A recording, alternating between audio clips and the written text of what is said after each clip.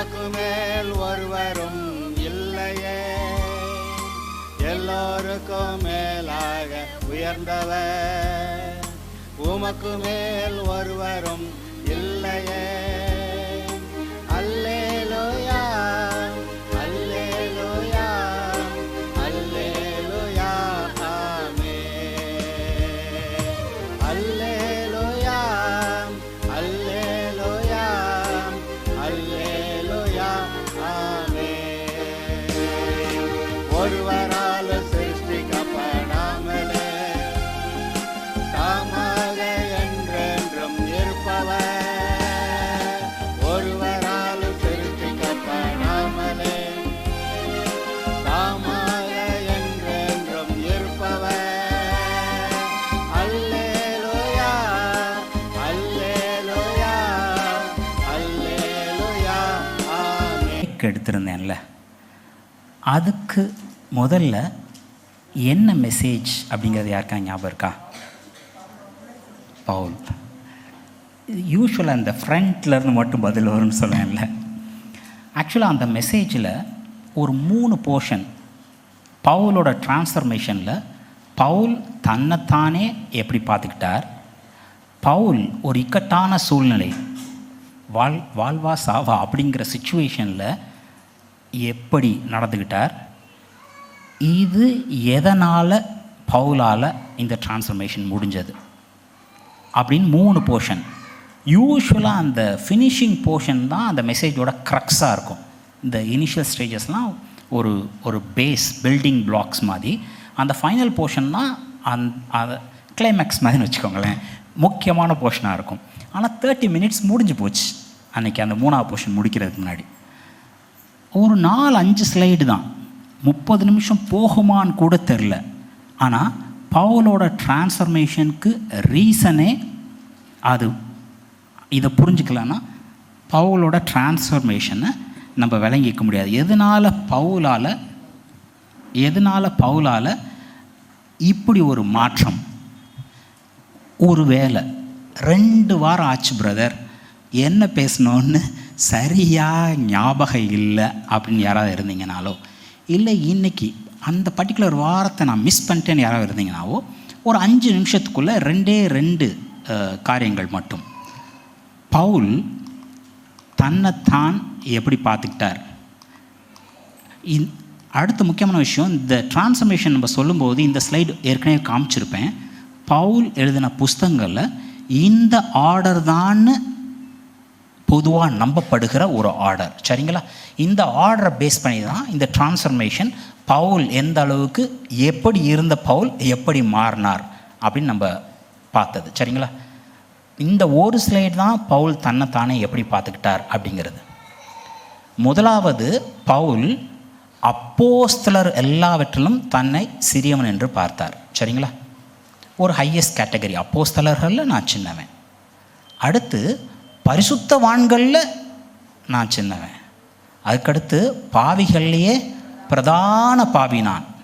இது என்ன இன்னும் இந்த ரேஞ்சில் போகுது அப்படின்னு நம்ம ஃபஸ்ட்டு பார்த்தோம். ரெண்டாவது, பவுல் இக்கட்டான சூழ்நிலையை வாழ்வா சாவா அப்படிங்கிற மாதிரி நேரத்தில் எப்படி பிஹேவ் பண்ணார். பவுலை காப்பாற்றுறதுக்கு என்ன பண்ண வேண்டியது இருந்தது? சவுலாகிய பவுலை காப்பாற்றுறதுக்கு கூடையில் வச்சு மதிலிருந்து இறக்க வேண்டியிருந்தது. அடுத்து ஒரு இடத்துல கல்லை விட்டு எரிஞ்சு செத்தாரு அப்படின்னு இழுத்து கொண்டு போய் வெளியில் போட்டப்போ என்ன பண்ணார்? உதறி விட்டுட்டு எந்த இடத்துல கல் எரிஞ்சு அவரை வெளில கொண்டு வந்தாங்களோ அதே கோட்டைக்குள்ளே, அதே நகரத்துக்குள்ளே உள்ளே போகிற மாதிரி. அடுத்து பாம்பு ஒரு விஷப்பூச்சி கடித்ததை உதறி விட்டுட்டு அவர் பேசாமல் அவரோட வேலையை பார்த்துட்டு இருப்பார். சுற்றி இருக்க எல்லாரும் எப்படா உழுவாருன்னு பார்த்துட்டு இருக்கும்போது. அடுத்து, கிறிஸ்து எனக்கு ஜீவன், சாவு எனக்கு ஆதாயம். ஒன்றுமே இல்லை, நான் எனக்கு அவர் கூட போயிருக்க தான் இஷ்டம், ஆனால் உங்களுக்கெல்லாம் பிரயோஜனமாக இருந்துட்டு போகட்டுமேங்கிறக்காக இருந்துட்டு போகிறேன். The command over life and death. Paul பார்த்தது ரொம்ப ஆச்சரியமான ஒரு விஷயம். பவுல் அப்படி பார்க்க முடிஞ்சதுன்னா உங்களாலையும் என்னாலையும் அப்படி பார்க்க முடியுமா, முடியாதா? பவுல் மட்டும் என்ன ஸ்பெஷல் இன் காட்ஸ் ஐஸா? பவுல் இயேசு கிறிஸ்து ஆண்டவர் ரட்சகராக ஏற்றுக்கொண்ட ஒரே ரீசனாக தான் பவுலால் அப்படி இருக்க முடிஞ்சது. நீங்களும் நானும் அப்படி இருக்க முடியும். பவுல் எப்படி வளர்ந்தாரோ நம்மளும் வளர்ந்து அந்த ஒரு ஸ்டேஜை ரீச் பண்ண முடியும். சரிங்களா? இதெல்லாம் நடந்தது எதனால்? இதுதான் அந்த 3வது போர்ஷன் நான் பேச இருந்தது. கர்த்தர் மாறுறவரா? நேற்றும் இன்றும் என்றும் மாறாதவர். அப்போது பவுலோட தாட் ப்ராசஸ், பவுல் அவரை பற்றி புரிஞ்சுக்கிட்டதோ இல்லை பவுல் அவரை பார்த்த பார்வையிலையோ ஒரு இம்ப்ரூவ்மெண்ட் இருந்திருக்கு, ஒரு தெளிவு இருந்திருக்கு, ஒரு மாற்றம் இருந்திருக்கு. அதனால தான் பவுல் இந்த டிரான்ஸ்ஃபர்மேஷனில் போயிருக்கார். சரிங்களா? நம்ம கர்த்தரை எப்படி பார்க்குறோங்கிறது எந்த அளவுக்கு முக்கியம்னா, நம்ம எப்படி நடந்துக்குவோம் அப்படிங்கிறத டிஃபைன் பண்ணுறதே நம்ம கர்த்தரை எப்படி பார்க்குறோம் அப்படிங்கிற ஒரு காரியம்தான். மத்தேயு 25:24-25 நீங்கள் பார்த்தீங்கன்னா, ஏசு கிறிஸ்து சொன்ன உமைகளில் ஒன்று இது. பரலோக ராஜ்யம் புறதேசத்துக்கு பிரயாணமாய் போகிற ஒரு மனுஷன் தன் ஊழியக்காரரை அழைத்து தன் ஆஸ்திகளை அவர் வசமாய் ஒப்பு கொடுக்கிறது போல் இருக்கிறது. இதில் ஒருத்தனுக்கு 10 தாளந்து, ஒருத்தனுக்கு 5 தாளந்து, ஒருத்தனுக்கு 2 தாளந்து, ஒருத்தனுக்கு 1 தாளந்து இப்படி கொடுத்துட்டு போயிருப்பார். திரும்பி வரும்போது நான் கொடுத்துட்டு போயிருந்தேன்ல, இத்தனை காலம் ஆச்சுல்ல, அது என்ன ஆச்சு அப்படின்னு சொல்லும்போது ஒருத்தர் ஒன்று சொல்லுவாங்க. இதில் ஒரே ஒருத்தன் சொல்லியிருக்கிறது பாருங்கள். 1 தாளந்தை வாங்கினவன் வந்து, ஆண்டவனே, நீர் விதைக்காத இடத்தில் அறுக்கிறவரும். ஒருத்தர் படகு சும்மா இருக்குது, நைட்டு முழுசும் மீன் பிடிக்க ட்ரை பண்ணி ஒன்றும் கிடைக்கல. அடுத்த நாள் படகை இழுத்து சும்மா கரையில் போட்டிருக்கார். அதனால் ஒரு பிரயோஜனம் இல்லை. அன்றைக்கி நைட்டு வரைக்கும் உட்காந்து வலையை சரி பார்த்துட்ருக்கார். ஏசு கிறிஸ்து வந்து சொல்கிறாரு, அப்பா படகை கொஞ்சம் தண்ணிக்குள்ளே விடு, நான் நின்று பேசுகிறதுக்குன்னு. அந்த படகு ஆக்டிவாக இருந்த படகு, இவர் அதை பறித்து வாங்கிட்டாரா? சும்மா கிடந்த படகை கொஞ்ச நேரம் இறக்குனார். அதுக்கு பதில் என்ன நடந்தது தெரியுமா? வலை கிளியத்தக்கதாக, படகு அமிழத்தக்கதாக ஒரு பெனிஃபிட், ஒரு ரீசன் தேவை அவர் தன்னுடைய பிள்ளைங்களுக்கு கொடுக்கறதுக்கு. ஆனால் இந்த 1 தாளந்து வாங்கினவன் என்ன சொல்கிறான்? நீர் விதைக்காத இடத்தில் அறுக்கிறவரும் தெளிக்காத இடத்தில் சேர்க்கிறவருமான எப்படிப்பட்ட மனுஷனா? டேய், கஷ்டப்பட்டு பார சுமக்காத, என்னுடைய இதை எடுத்துக்க, லகுவாக இருக்கும். கஷ்டப்பட்டு பார சுமக்கிறவங்களே வாங்க எல்லாரும் ஏன்ட்ட அப்படின்னு ஒருத்தரை பார்த்து இவன் சொல்கிறான், நீர் விதைக்காத இடத்தில் அறுக்கிறவர், நீர் கடினமுள்ள மனுஷர். இந்த பார்த்த பார்வை, you are a tough god, நீங்கள் கண்ணை குத்திடுவீங்கப்பா அப்படின்னு பார்த்தீங்கன்னா பயந்து போய் தான் இருப்பீங்க இல்லையா? தப்பு பண்ணால் என்ன ஆகிடும்? சாமி கண்ணை குத்தி போடும் அப்படின்னு பார்த்தா பயந்து போய் தான் இருப்போம். உண்மையா இல்லையா? இப்படி அவன் பார்த்தனால அவன் என்ன சொல்கிறான் பாருங்க, நான் பயந்து போய். ஆதாம் இந்த பழத்தை பறித்து சாப்பிடக்கூடாதுன்னு சொன்ன பழத்தை பறித்து சாப்பிட்டானா இல்லையா? அவன் விழுந்துட்டான். அது தேவனை அவனிடத்திலிருந்து தூரப்படுத்தினதா? ரொம்ப கஷ்டமான கேள்வியா? அது அவனை தேவனிடத்திலிருந்து தூரப்படுத்துச்சா இல்லையா? அன்னைக்கு சாயங்காலம் அப்புறம் எப்படி இங்கே பகலின் குளிர்ச்சியான வேலையில் தேவன் திருப்பி வந்தார் ஆதாம் கூட பேசுகிறதுக்கு? அவர் உங்கள் கூட இருக்க இஷ்டப்படுறாரு. ஆனால் நம்ம தப்பு பண்ணிட்டோங்கிற நம்ம மனம் நம்மளை அவரை விட்டு தூரம் எடுத்துகிட்டு போயிடும். துணிஞ்சு ஆட்டுக்குட்டிகளால் தப்பு பண்ணவே முடியாது. என்னுடைய தேவன் கிருபையாக என்னை மீட்டு கொண்ட தேவன், அவர் என்னை இதிலேருந்து மீட்டெடுப்பார். நான் திரும்பி அவர்கிட்ட போய் மன்னிப்பு கேட்டு சேர்ந்துக்கிறது தான் நம்ம பண்ணக்கூடிய டியூட்டி. ஆனால் அவர் வர தயாராக இருந்தாலும் நம்மளால் போக முடியாது. துணிஞ்சு தப்பு பண்ணிட்டா மன்னிப்பு கேட்டு அவர்கிட்ட சேர்ற வரைக்கும். கரெக்டா? ஆமாவா இல்லையா? இங்கே அவன் பார்க்குறது, நீர் கடினமான மனுஷன்கிறனால நான் பயந்து போயிட்டா பக்கத்தில் போய் உறவாட முடியுமாங்க? ஃபெலோஷிப் பண்ண முடியுமா? இங்கே பிள்ளைங்க அப்பாவை பார்த்து பயப்படுற பிள்ளைங்க, அப்பா வீட்டை விட்டு வெளியேறினா தான் அந்த வீடே சந்தோஷமாக இருக்கும். உண்மையா இல்லையா? பொதுவாக அப்பாக்கள் தான் ஸ்ட்ரிக்ட்டு. இங்கே எங்கள் வீட்டில் அப்படி இல்லை, அம்முக்குட்டி தான் ஸ்ட்ரிக்ட்டு. சரிங்களா? பொதுவாக அப்பாக்கள் தான் ஸ்ட்ரிக்ட்டு. அப்பாவை பார்த்தோன்னா எல்லாரும் அதாவது டிவி ஆஃப் பண்ணிட்டு புதத்தை எடுத்துகிட்டு சும்மானாலும் உட்காந்துருக்கும். அப்போது பயந்து போய்ங்கிறதுக்கு ஒரு ரியாக்ஷன் இருக்குல்ல. இதே தான் நம்ம எங்கே காட்டுவோம், அங்கேயும் காட்டுவோம். விளங்குதா? அப்போ பார்க்குற பார்வை. இப்போ இது புரிஞ்சால் பவுல் எப்படி ஆண்டவரை பார்த்தாருங்கிறது ஸ்டேஜ் பை ஸ்டேஜாக விளங்கும். இந்த ஸ்லைட் நான் ஏற்கனவே சொல்லியிருக்கேன். இதுதான் பவுல் எழுதினதை ஆர்டராக நம்பப்படுகிற ஒரு ஆர்டர். சரிங்களா? இதில் கலாத்தியர் முதலாவதாக எழுதப்பட்ட புஸ்தகம், நம்பப்படுகிற புஸ்தகம் பவுலால். இந்த கலாத்தியரில் பவுலோட பார்வை எப்படி இருந்திருக்குன்னு பாருங்கள். கலாத்தியர் 1:15-16. நான் என் தாயின் வயிற்றில் இருந்தது முதல் என்னை பிரித்தெடுத்து தம்முடைய கிருபையினால் அழைத்த தேவன் தம்முடைய குமாரனை நான் புறஜாதிகளினிடத்தில் சுவிசேஷமாய் அறிவிக்கும் பொருட்டாக அவரை எனக்குள் வெளிப்படுத்த பிரசித்தமாய் இருந்த பொழுது உடனே நான் மாம்சத்தோடும் இரத்தத்தோடும் யோசனை பண்ணாமலும் எனக்கு முன்னே அப்போஸ்தலனாரிடத்திலே எருசலேமுக்கு போகாமலும், இப்படி அவர் சொல்லி வந்திருக்கார். இதில் என்னென்ன பவுல் தேவனை பற்றி விளங்கிட்டார்னு பாருங்கள். பவுலை தேவன் என்ன பண்ணாராம்? பிரித்து எடுத்தார். தாயின் வயிற்றில் இருக்கும்பொழுதே தேவன் பவுலை பிரித்து எடுத்தார். இப்போது உங்களை என்ன தேவன் பிரித்து எடுத்தார் அப்படின்னு நான் விசுவாசிக்கிறேன். உங்களை தேவன் பிரித்து எடுத்தார், நீங்கள் விசுவாசிக்கிறீங்களா?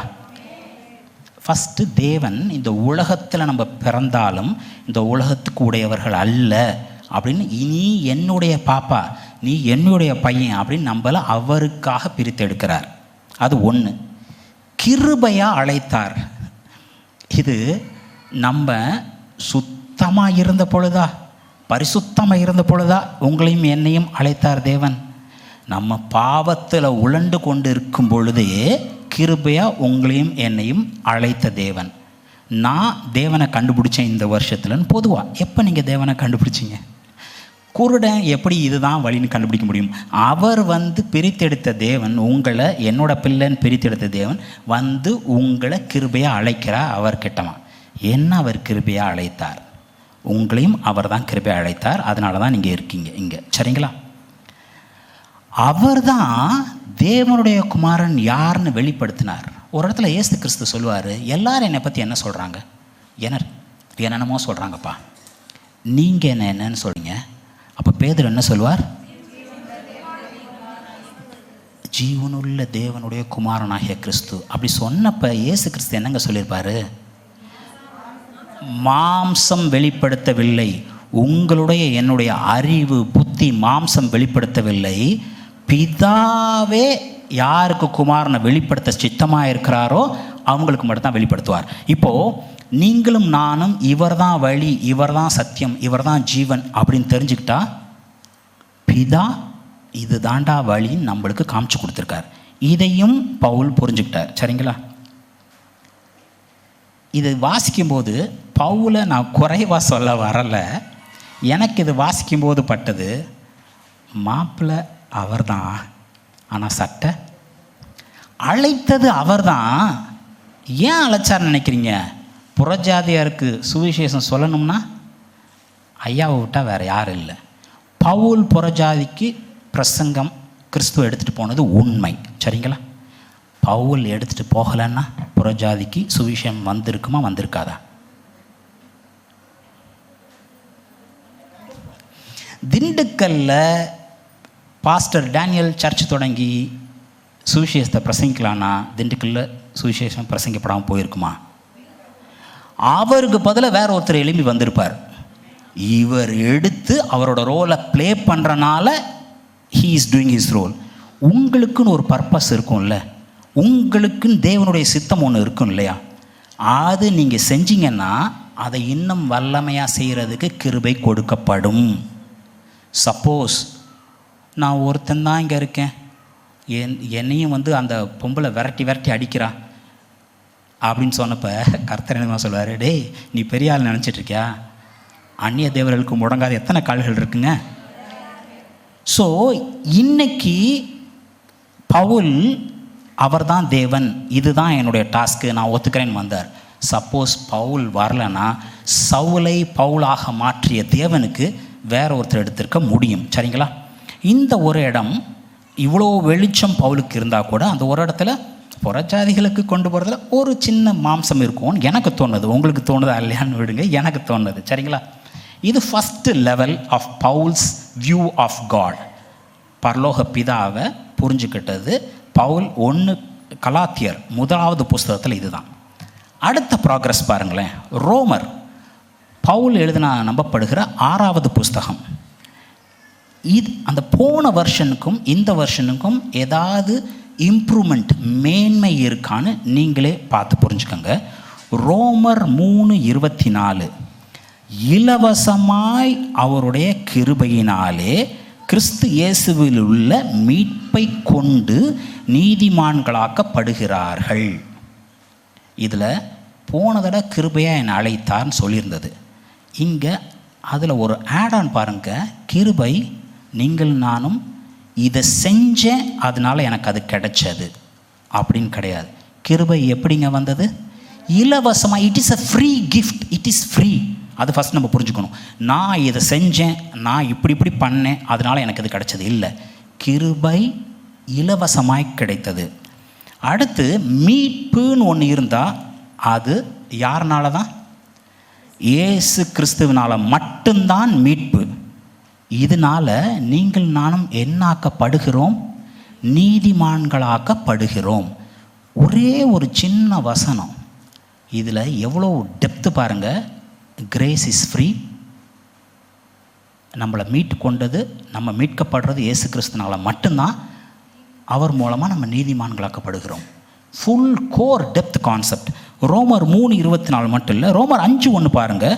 நாம் விசுவாசத்தினாலே நீதிமான்களாக்கப்படுகிறபடினால் நம்முடைய கர்த்தராகிய இயேசு கிறிஸ்து மூலமாய் என்ன பெற்றிருக்கிறோமாங்க? அவருக்கும் நம்மளுக்கும் பிரிவு கிடையாது. இப்போ சமாதானம். எதனால் நீதிமான்களாக்கப்படுகிறோம்? விசுவாசத்தினால். போன வசனத்தில் இலவசமான கிருபையினால், இங்கே விசுவாசத்தினால். இப்போது கலாத்தியரில் பார்த்ததுக்கும் இங்கே பார்க்குறதுக்கும் வித்தியாசம் இல்லை. வித்தியாசம் இருக்குது. கொஞ்சம் இன்னும் அதிகப்படியான தெளிவு இருக்குன்னு யாருக்காவது தோணுதா? யாருக்குமே தோணலையா? நான் பிரித்தெடுக்கப்பட்டேன், நான் அழைக்கப்பட்டேன். கிருபையாக என்னை அவர் அழைத்தார், நான் புறஜாதிகளுக்கு பிரசங்கம் சொல்கிறதுக்காக. இது அங்கே கிருபை இலவசமாக எனக்கு கிடைத்தது. இயேசு கிறிஸ்து மூலமாக மட்டும்தான் மீட்பு. நான் நீதிமானாக்கப்படுகிறேன். இப்போது கர்த்தரோட எனக்கு சமாதானம். ஒரு இம்ப்ரூவ்டு ரிவிஷன், ஒரு ப்ராக்ரஸிவ், ஒரு ஹையர் ரெவலேஷன் அப்படின்னு தோணலையா? Thank you brother, God bless you. ஒரே ஒருத்தருக்கு தெரிஞ்சிருக்கு. சரிங்களா? யூஸ்வலாக இந்த 3 ரோலேருந்து ஆன்சர் வரும். இப்போ இந்த 3 ரோ கூட அமைதியாக இருக்குது. ரொம்ப டீப்பாக யோசித்துட்ருக்கீங்க. இதிலிருந்து இன்னும் அடுத்த லெவல் பாருங்கள். ஒத்துக்கிட்டாலும் ஒத்துக்கலனாலும் அடுத்த லெவல். பிலிப்பியர் 1:21 கிறிஸ்து எனக்கு ஜீவன், சாவு எனக்கு ஆதாயம். பிலிப்பியர் 3:8 என் கர்த்தராகிய கிறிஸ்து இயேசுவை அறிகிற அறிவின் மேன்மைக்காக எல்லாவற்றையும் நஷ்டம் என்று எண்ணிக்கொண்டிருக்கிறேன். இங்கே பவுல் தன்னை பற்றி பேசுகிறாரா, இல்லை உலகத்தின் ரிச்சஸ் ஆசீர்வாதம் அதை பற்றி பேசுகிறாரா, இல்லை கிறிஸ்து இதெல்லாம் செஞ்சு முடிச்சிட்டாரு அதனால் எனக்கு இதெல்லாம் பெனிஃபிட்னு பேசுகிறாரா? இது எல்லாம் கடந்து கிறிஸ்துவை பற்றியே பேசுகிறார். நம்மளுக்கு ஆசீர்வாதம் வேணும்னா கிறிஸ்துவோட பிள்ளைகளாக இருந்தால, அவர் என்னோட மேய்ப்பர், நான் ஒரு ஆட்டுக்குட்டின்னு தெரிஞ்சுக்கிட்டா கூட நன்மையும் கிருபையும் உங்களை தொடருமா இல்லையா? Goodness and mercy will hunt you down. உங்களை பின்தொடர்ந்து, நீங்கள் அதை தேடி போக தேவையில்லை, அது பின்தொடர்ந்து உங்களை தாக்கி பிடிக்கும். இப்படி இருக்கும் பொழுது இவர் அதை பற்றியெல்லாம் கூட பேசலை. இருக்கிறதுலே அதிகமான ஆசீர்வாதம், பெட்டர் ரிச்சஸ் எதுன்னு பார்த்தீங்கன்னா கிறிஸ்துவை அறிகிற அறிவு. அதோட உலகத்தனமான வேறு எதையும் கம்பேர் பண்ணவே முடியாது. இப்போது நான் யார், அவர் யார், அவர் என்ன பண்ணாருங்கிறத விட அவர் கூடயே அவர் இருக்கிற அவர் தான் என்னுடைய ஜீவன். அவரை அறிகிற அறிவுக்காக மீதியெல்லாம் உண்மையாகவே ஒன்றும் இல்லையானா, உங்களுக்கு என்னென்ன தேவைன்னு அவர் தெரிஞ்சிருக்கார். நீங்கள் கேட்குறதுக்கு முன்னே அதெல்லாம் கொடுப்பார். அப்போ மீதியெல்லாம் வேல்யூபிளே இல்லையா அப்படின்னா, இதோட கம்பேர் பண்ணும்பொழுது இதெல்லாம் ஒர்த்லெஸ். ஒரு பொருள் காமிச்சா இதுக்கு ஒர்த் என்னங்க? உங்கள்கிட்ட நான் 2 பொருளில் ஒரு பொருள் நீங்கள் எடுத்துக்கலான்னு சொல்கிறேன். ஒரு பொருள் காமிக்கிறேன், இது எனக்கு பிடிச்சிருக்கு. இப்போ அடுத்த பொருள் காமிக்கிறேன், இதோட கீழான ஒரு பொருளை காமிச்சா நீங்கள் காமிச்ச பொருள் எடுத்துப்பீங்க. அதோட மேலான பொருளை காமிச்சா இதுதான் பெட்டர், வேல்யூ, வேர்தி அப்படின்னு நம்ம எடுப்போம் இல்லையா? கிறிஸ்துவ அறிகிற அறிவோட நீங்கள் எதை கம்பேர் பண்ணாலும் எதுவுமே கிட்ட கூட வந்து சேர முடியாது. அப்போது எப்படி பவுலோட ப்ராக்ரஸ் இருக்குது பாருங்கள். கர்த்தர் தான் என்னை பிரித்து எடுத்தார், கர்த்தர் தான் என்னை அழைத்தார், கிருபையாக தான் அழைத்தார். ஆனால் அவருடைய சுவிசேஷத்தை புறஜாதிக்கு எடுத்துகிட்டு போகிறதுக்காக என்னை அழைத்தார். கிருபை இலவசம், மீட்பு இயேசு கிறிஸ்துவின் மூலமாய் நான் நீதிமானாக்கப்பட்டேன், கர்த்தரோட எனக்கு சமாதானம். இதெல்லாம் இயேசு கிறிஸ்து செய்த காரியத்தினால நம்ம அடையிற பெனிஃபிட். அங்கேருந்து எங்கள் அப்பா, நல்லா யோசித்து பாருங்களேன், ஒரு பிள்ளை இருக்குது. இந்த அப்பாக்கள் அம்மாக்களுக்கு இந்த எடுத்துக்காட்டு ரொம்ப தெளிவாக விளங்கும்னு நினைக்கிறேன். ஒரு பிள்ளை இருக்குது. அந்த பிள்ளை பிறக்கும்போது அப்பா அம்மா மேலே சார்ந்து இருக்கும் இல்லையா?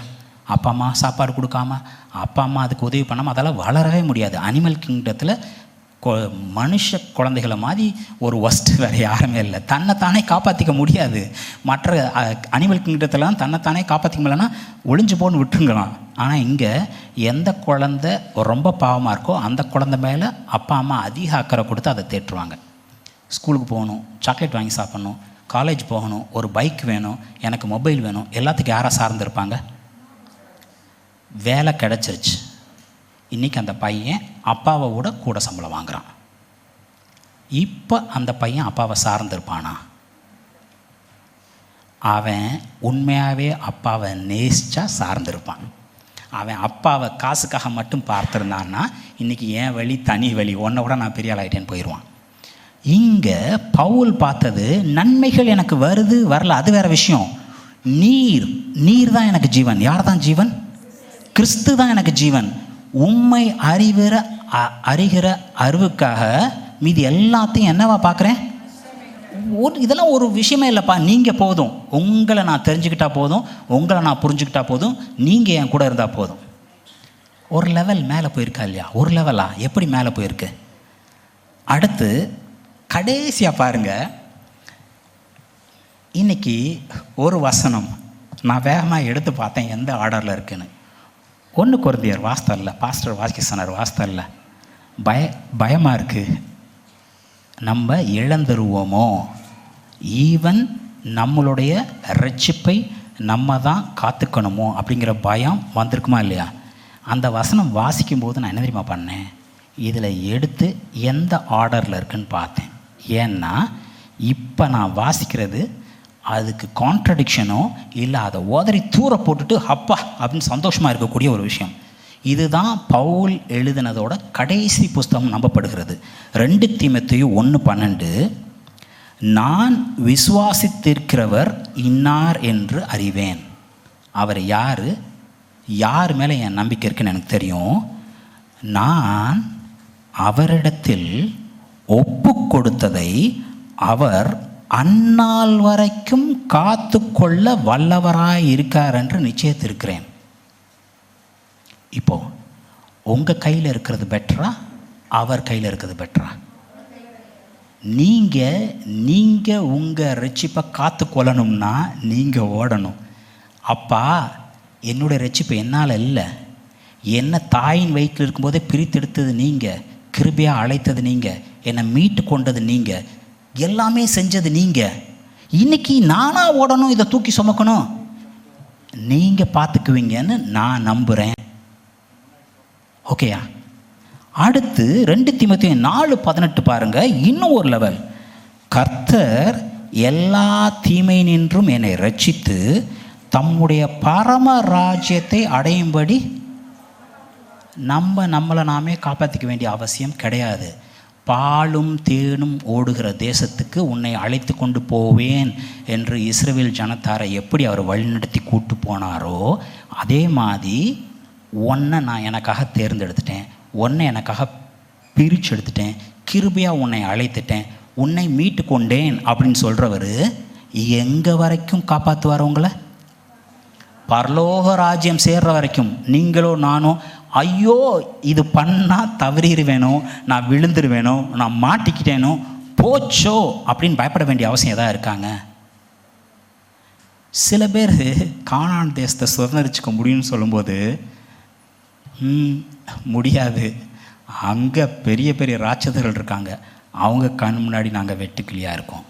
இன்றைக்கும் இங்கே யாராவது ஐயோ ரிச்சிப்பை காப்பாற்றிக்கிட்டு என்ன நானே இந்த தவறுகள்லாம் இருந்து விலக்கி வச்சுட்டு கர்த்தரோட வழியில் நிற்கிறது கஷ்டம் நினச்சா கஷ்டம்தான். ஆனால் நீங்கள் அதை தூக்கி சுமக்க வேண்டிய அவசியம் இல்லை. அவர்கிட்ட ஒப்பு கொடுத்துருங்க. அவர் உண்மையுள்ளவராக இருக்கிறார், அவர் உங்களை காப்பாற்ற வல்லவராக இருக்கிறார். முடிவு பரியந்தம் தொடக்கமும் அவர் தான், முடிவும் அவர் தான். அதனால தான் ஆல்ஃபாவும் அவர், ஒமேகாவும் அவர், A to Z அவர் தான். நீங்கள் நானுன்னு தனியாக பிரித்து பார்க்குறதுக்கு ஒன்றுமே இல்லை. கிறிஸ்து நமக்கு ஜீவன், நம்மளுக்குள்ளே வாசமாக இருக்கிறது யார் தான்? ஏசு கிறிஸ்து தான் வாசம் பண்ணுகிறார், ஏசு கிறிஸ்து தான் என்னை நடத்துகிறார், ஏசு கிறிஸ்து தான் என்னை காப்பாற்றுவார், ஏசு கிறிஸ்து தான் என்னை கொண்டு போய் சேர்ப்பார். இதில் என்னோட பங்கு என்ன இருக்குது அப்படின்னு பவுல் உணர்ந்தார். அதனால தான் ப்ராக்ரெசிவாக பார்த்தீங்கன்னா, நான் அப்படிப்பட்டவன், நான் இப்படிப்பட்டவன், நான் இப்படிப்பட்டவன் சொன்னவர் எல்லாமே கிறிஸ்து தான். நான் அங்கே போய் அவரோட இருந்தால் நலமாக இருக்கும், உங்களுக்கெல்லாம் பிரயோஜனங்கிறக்காக இங்கே இருக்கேன்னு சொன்ன அளவுக்கு அவர் மாறினதுக்கு ரீசன் அவர் கர்த்தரை பார்த்த விதம். இந்த ப்ராக்ரஸ் விளங்குச்சுன்னா நம்மளும் அப்பா எனக்கு இது தாங்கப்பா, இது வேணாம்ப்பா, இது கஷ்டமாக இருக்குப்பா அப்பெல்லாம் பேசாமல் அப்பா நீங்கள் கூட இருங்கப்பான்னு நடந்துக்கிட்டே இருந்தால் போதும். கஷ்டமான பாதை நம்மளாம் நடக்கணும், அவர் தூக்கி தோல் வச்சு நடப்பாருங்க இல்லையா? அவர் மார்பில் சாஞ்சிக்கிட்டு சுகமாக இருக்கலாம். காணாமல் போன ஆட்டுக்குட்டிக்கு தான் ப்ரிவிலேஜ் கிடைச்சது தோலில். நான் நடக்கணுமா, அப்பா கையை பிடிச்சி நடக்கணுமா, அப்பா மார்பில் சாஞ்சிட்டு இருக்கணுமா, அப்பா தோல் மேலே இருக்கணுமா? அவர் கூட இருந்தால் போதும். சரிங்களா? நான் எப்படி இருக்கேன், நான் என்ன பண்ணுறேன், நான் இதுக்கு தகுதியா, நான் இதை பெற்றுக்கொள்வேனா, எதுவும் இல்லை. Spend time with him. அவரை நோக்கி பாருங்கள், அவர் கூட நேரம் செலவழிங்க. மீதி எல்லாம் ஒன்றும் இல்லாமல் போகும், எல்லாம் கூட கொடுப்பார். அது வேறு விஷயம், அதெல்லாம் சைடு பேக்கேஜ். அவர் கொடுத்தவர் அவரோடு சேர்ந்து மற்ற எல்லாத்தையும் கொடுப்பது அதிக நிச்சயம் அல்லவா? பெஸ்ட்டு கேஸே கிடச்சதுக்கப்புறம் இதெல்லாம் ஏமாத்திரம் ஒன்றும் இல்லை. You have got the best. வேறு என்ன வேணும்? சரிங்களா? அவர் கூட நோக்கி பார்த்து அவர் கூட இருப்போம், சகலத்தையும் உண்மையாகவே பெற்றுக்கொள்வோம். ஆனால் அதெல்லாம் ஆட் ஆன். அவர் கூட இருக்கிறது தான் the best that we can get. Okay, be blessed.